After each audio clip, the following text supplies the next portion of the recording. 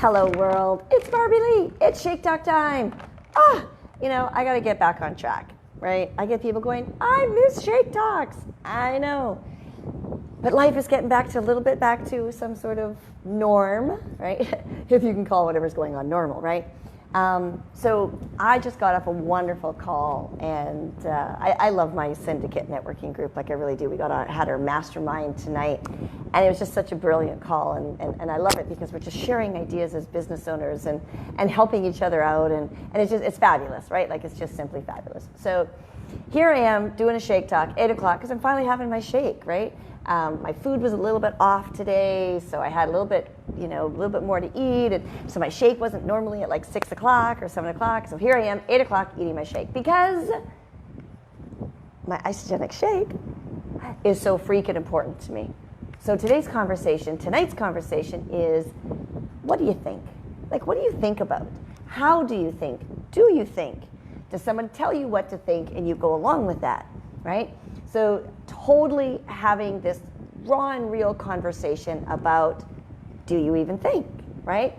So I was telling a friend the other day we were talking about, people's beliefs and stuff like that. And I was saying, I have a friend who completely identified himself as an atheist to me. And I said, okay, that's great. And so we chatted and whatever, right? And we didn't, I didn't take it any further. And after, he kind of got to know me a little bit better, which was like an hour later. So it was not like it was days or anything. And I just said, so I'm going to ask you a question. The boy's name was Shane. I said, I'm going to ask you a question. I said, you proclaim that you're an atheist. Now, he tells me this, don't think it just happened out of the blue. We were doing a meditation at a labyrinth, so a walking meditation at a labyrinth. And he, introduced it, because I said, like, whatever your God is, God, spirit, potato, universe, whatever. He goes, oh, I'm an atheist. I said, okay, so whatever your source is, right? Anyway, so we had a conversation about that. And then, so at the end of the evening, I said to him, so I really appreciate you, stepping up and telling me you're an atheist. Sorry, I'm trying to keep me straight. And I said, but I'm just going to challenge you to think about something. He's like, okay. And I said, for you to say you're an atheist, what does that mean? He says, well, I don't believe in God. And I said, okay, so just by definition, there must be a God or something that you don't believe in. So it must be something. And he looks, no. I said, just think about it. I said, I'm not trying to tell you that there's a God. I said, that's not what I'm doing here. I want you to think about your definition of being an atheist and how you define it. Because if you define that I am this based on not being that, I said, are you really this? And he just, he gave me one of those sideways looks, right? Now, I didn't see him for 2 weeks because I didn't have another event for 2 weeks. So he came back and I said to him, I said, welcome back. I said, I'm glad, I like when people show up 2 weeks in a row. And he goes, I really like the meditation and the conversation afterwards. I said, great. And I said, well, I do these and I host these so people can have great conversations. So then in the, we all sat around after we all walked our labyrinth and stuff. And I said, for whatever reason, I guess my words were something like, so what did you think of the labyrinth tonight? And he goes, well, I had to do a lot of releasing about what you said to me 2 weeks ago. And I'm like, okay. And I was like, oh yeah. And then I brought up the memory. And he, so we kind of got into that piece of, he never thought of it that way, right? And he said, I still identify as an atheist. I said, that's fine. He says, but I've redefined what being an atheist means. I said, okay, great. So then we had that conversation. And I loved the fact that him and I could have this open conversation about what he was thinking about or how he was thinking about something, okay? And to me, that's what today's, Shake Talk is about, is what do you think about? Why do you think about that? And how is it serving you because you think about that, okay? So there was a exchange of text today and everything, and I was like, okay, don't focus on that. Let's focus on this. Let's look at this piece, right? And the person goes, oh, I was like, okay, I get it. But the more you focus and think about that, your mind is going to start giving you more and more and more of that to think about. So if you don't think about that and you put your mind over here on the result that you want, you will, oh, hi Dia, sorry, I just saw she said hi. You will, so I said, when you don't think about that and you put your mind over here on the result, then you focus on that, and that's what you bring yourself to think about. And she's like, I just can't, I'm all caught up. I said, I get it. So let's talk about the results. So then we had to, had this other conversation about what could you be thinking about if you weren't thinking about this thing that was kind of dragging you down. And like an hour later, she says to me, wow, she goes, that makes a difference. And I'm like, our thoughts are so powerful. It really makes a difference. And if we just get caught up in whatever we're caught up in, and we just allow the world to feed us what we think, oh my God, you're never in control of what you think. And this is the craziness of everything that goes on. So all of this garbage aside, that, let's just focus on just like right here, okay? Because I know people are like, well, I think about this all the time because I'm inundated with it. Right. So it was about, God, it's got to be 20 years ago, if not more. I stopped watching the news. I stopped. I just thought, this is dumb. First of all, it's depressing. Second of all, it's not new. They're just telling me everything that already happened, and it's never good, except maybe like the last 3 minutes. They do some fluff piece, they called it. And I was like, I just stopped watching the news. Well, then we didn't need a cable package or anything like that. We didn't need so, and we almost never owned a TV. Like I always say the kids grew up without a TV, which isn't true. We had a TV, but we never watched TV. We watched videos, the odd cartoons in the mornings and stuff like that, but we never kind of got addicted to TV. And I still tell people, like, oh, what'd you do? I'm like, well, we watched movies. It's not like we never watched it, But we read books, and we played, and we built Lego, and we played card games, and we went bike riding, and we had conversations with our children, And this was all about, teaching them to be their own thinkers, their own independent individuals, their own, they get to make their own decisions, Sometimes I'm going to tell you all bite me in the butt, like totally does, because my kids are so independent thinkers, and they will call me on it in a heartbeat, right? But I love the fact that they can think for themselves, right? So I'm asking you, like, what do you think about? And then I want you to think about where those thoughts came from that you are now thinking about. And you're like, what? Okay, so let's say, for example, the first thing you think of in the morning is, oh my God, I got to go to work. Okay? Well, that's a problem, right? If that's the first thought you have getting up in the morning is, oh my God, I have to go to work. Of course, after you pee, right? Because the first thought is I have to pee. But oh my God, I have to go to work today, right? Well, where does that thought come from? Well, it comes from you not liking your job, for you setting up your life in such a way that you're not happy. Well, that's your responsibility to be happy. It's your responsibility to create the life that you want, right? So if that's your first thought, well, really, is that like the best thought you should be having first thing in the morning, right? And I have to stop for a second because I don't know why I have my headphones in, other than I have my microphone right here. But I have my headphones in, and I can't hear anything going on around me. So I'm gonna. It was just a weird sidebar, because that's what happens to me, right? So I'm just gonna kind of see them. They're kind of hanging there now. Anyways, now I've realized, why do I have my headphones in? Anyway, okay. So backtrack. So why do you think what you think, right? Where do those thoughts come from? Did somebody put them in your head? So, sometimes we think about, I'm not worthy. Sometimes we think about, I'm not good enough, or I haven't done enough, or I'm not enough, or this or that, or I'm whatever, right?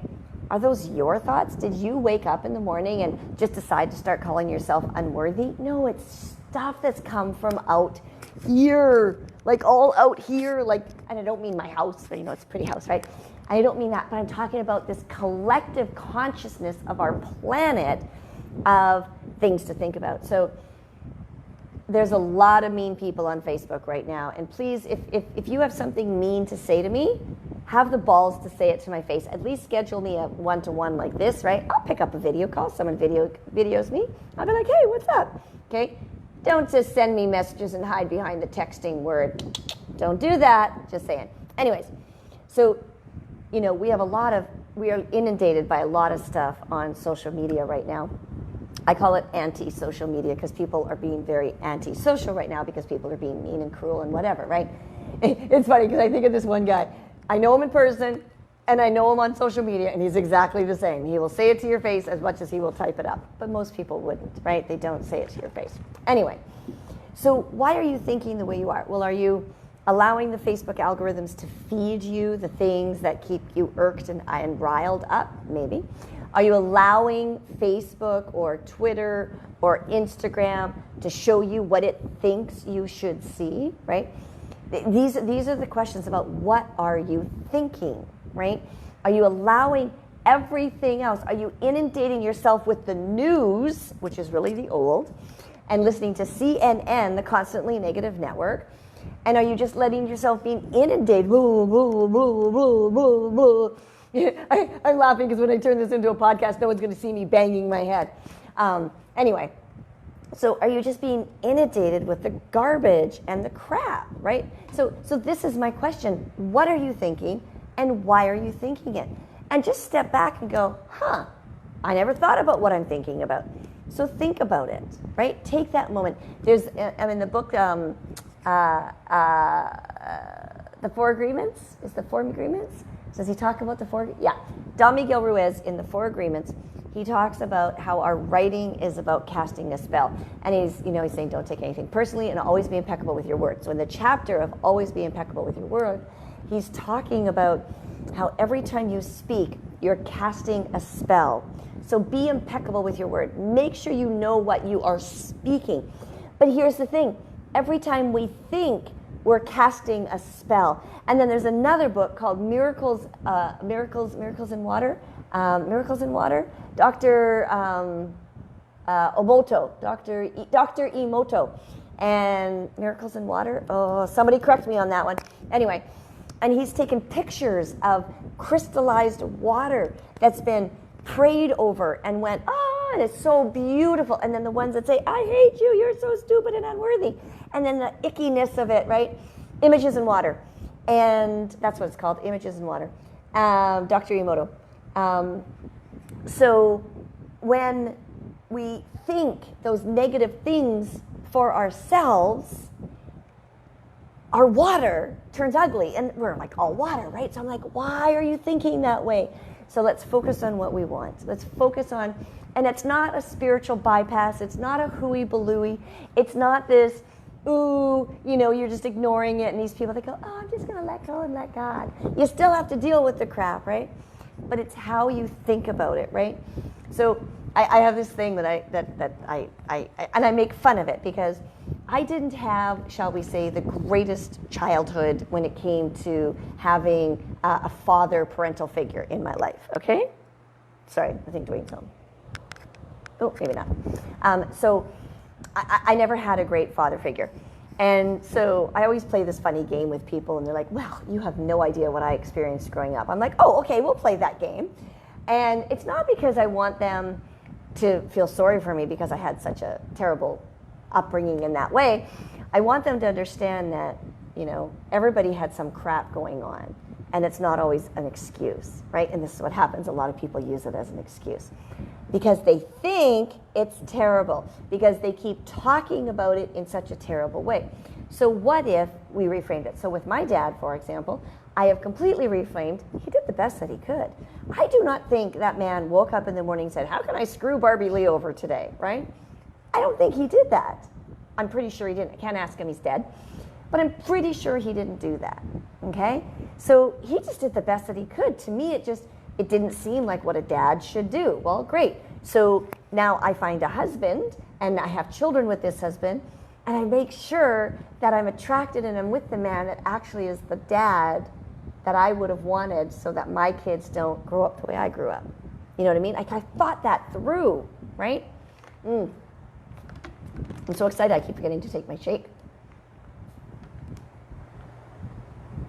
Isogenics, my chocolate vanilla shake. Oh, so good. That doesn't matter what country I'm in, 26 countries. I get my shake. I'm so excited. Anyway, so what are you thinking about? Okay, now I want to go back to my friend Shane, who said about him being an atheist and how I gave him something to think about. And he said, a new way to think about it. Well, a couple times later I met him. I said, if you like that kind of thinking, you want to have different thoughts, maybe you should come and check out the Center for Spiritual Living. I don't do church, he says. I said, well, it's not really church. It's center. It kind of is church. Like there's a minister and a basket goes around. I said, it's kind of different. Maybe you want to check it out. I don't know, he says. I said, okay, great. Here's the address if you want it. I don't know. It was a couple weeks later he showed up. Snuck in after it started and left before it ended, so I never had a chance to connect with him. So the next time I actually had, and he came for 2 weeks before we had another meditation, another walking meditation. And so I said to him, I said, okay, I said, I've seen you now twice at the center. I said, so what'd you think? And he goes, I want to tell you. He goes, your center does not tell me what to think. It just gives me something to think about. I like it. He says, I think I'll come back. I said, okay, great. Like to me, that's huge, right? I don't want people to tell me what to think. I want people to have a conversation with me to give me something to think about. Now, there's a lot of stuff I think about on a regular basis, right? I think about how I can help people. I think about how I can stay the healthiest that I can. I can think about how I get to stay off my medications that my doctors think I should be on. There's a lot of things that I think about on a regular basis. So I have a lot of quick answers for people. And that's just the way I am because I do a lot of thinking. I don't just wait until something. Okay, I had to go do something the other day, and there was a few scenarios that could have gone poorly for me, okay, based on what I had to do. And in about the 7 minutes that I was going from point A to point B to have to do what I had to do, I came up with 3 separate scenarios of what I would do if this went poorly. How do I take care of myself? So I'd already had, if this happened, I've got this. And if this happened, I got this. And if this happened, I'm over here, Because I didn't want to wait and see that I had to think in that moment about what it was. I thought in advance. It's called advanced decision making. It's the same thing when I order my shakes a month at a time. What do I need for this month? Well, I need, for Dwayne and I, 4 packages of shakes, right? I need 4 things of Ionics, and I need my cleanse, and I look ahead, and then I place my order. Then I don't have to think about it, right? That's advanced decision making. So my question to you is, what are you thinking about? Why are you thinking about it? And what do you think you're going to do about it? I think those are great questions. Have a great night. If you want to talk about what you're thinking about, reach out to me. I love to have those conversations. Love them. Have a great night.